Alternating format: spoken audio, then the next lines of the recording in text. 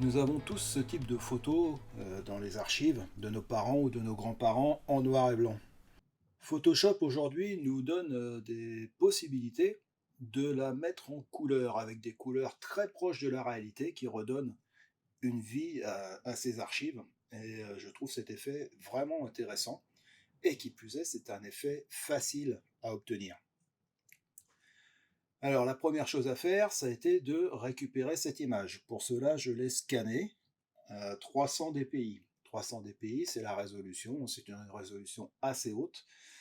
On va retrouver les coordonnées de l'image et les caractéristiques de l'image dans le fichier en haut, image, taille de l'image.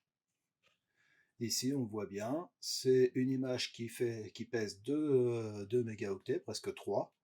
Elle fait 6,73 cm de large, 9,81 cm de haut. Ce ne sont pas des grandes photos que j'ai échantillonnées.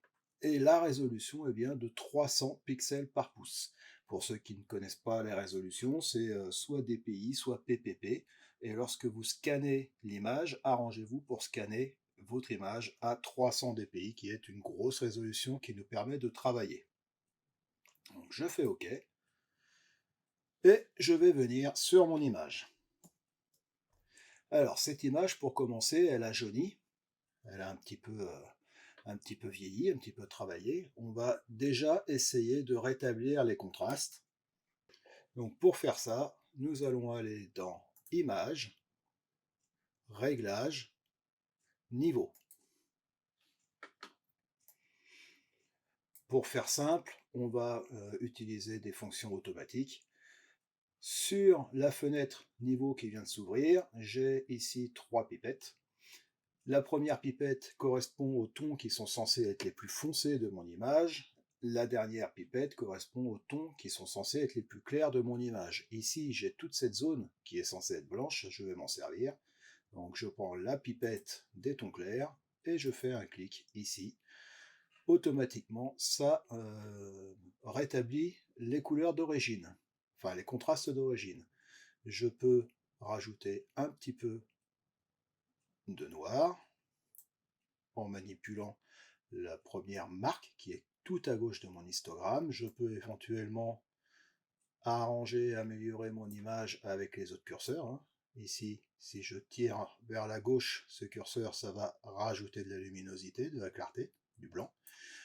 Si je tire vers la droite celui-ci, on retourne dans l'obscurité. Voilà, je vais rester sur quelque chose d'assez neutre. Je peux jouer aussi sur les niveaux de sortie un petit peu. Voilà. Je vous montre l'image actuelle par rapport à ce qu'elle était. Voilà. Donc on va partir sur une base relativement propre de notre image. À savoir ici, donc vous voyez, elle est un petit peu pixelisée, forcément, c'est une image qui est à 200%. En bas de mon écran, je vois afficher 200%. Si je la mets à 100%, voilà, ça c'est la taille de mon image réelle. Je vais maintenant aller dans Filtre, Neural Filter. Ça, c'est vraiment quelque chose d'assez récent sur Photoshop. Et c'est une multiplicité de filtres différents. Si on regarde ici, il me montre tous les filtres. J'ai pour les portraits, lissage de la peau, portrait intelligent, transfert de maquillage, mix de paysage, transfert de style, etc.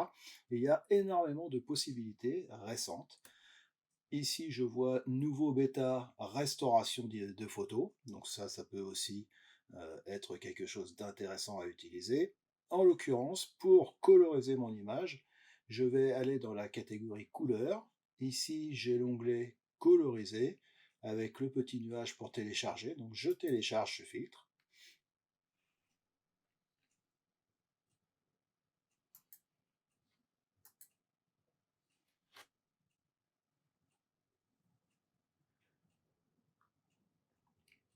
Voilà, c'est très très rapide.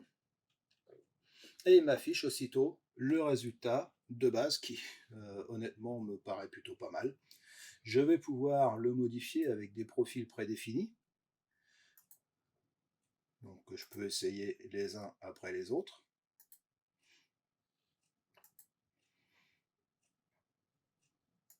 Moi je trouve que là c'est vraiment pas mal en fait, sans aucun précepte. Je vais pouvoir rajouter un petit peu sur des couleurs, donner de la force aux couleurs. Je vais pouvoir jouer un peu sur la teinte de mon image, en partant vers le bleu ou vers le rouge. Et pareil pour magenta, vert, jaune, bleu. Je vais pouvoir essayer de réduire des artefacts de couleurs que je ne vois pas trop pour l'instant. On va essayer. Si je pousse au maximum, qu'est-ce que ça me donne? Ouais, ça c'est pas terrible, il n'y a plus rien. Ok. Donc, charge à vous, hein, amusez-vous avec tous les curseurs. Réduction de bruit, là ça lisse un petit peu trop les détails. Et vous avez aussi des options de sortie. Dans les options de sortie, si je clique sur sortie en tant que nouveau calque de couleur, je garde en mémoire mon image noir et blanc, ce qui me paraît plutôt une bonne chose. Si je ne clique pas si je ne coche pas cette case, l'image va être aplatie, ce sera désormais une image en couleur et je n'ai plus mon image noir et blanc de base. Donc sortie vers un nouveau calque, on va dire oui, et on va dire OK. Et voilà, donc voici mon image colorisée, le calque de couleur est ici, et vous voyez la différence, hein. C'est assez incroyable et ça redonne de la vie à nos vieilles images et à nos chers disparus. Voilà, j'espère que ça vous est utile et que vous allez pouvoir faire plein de tests avec ça.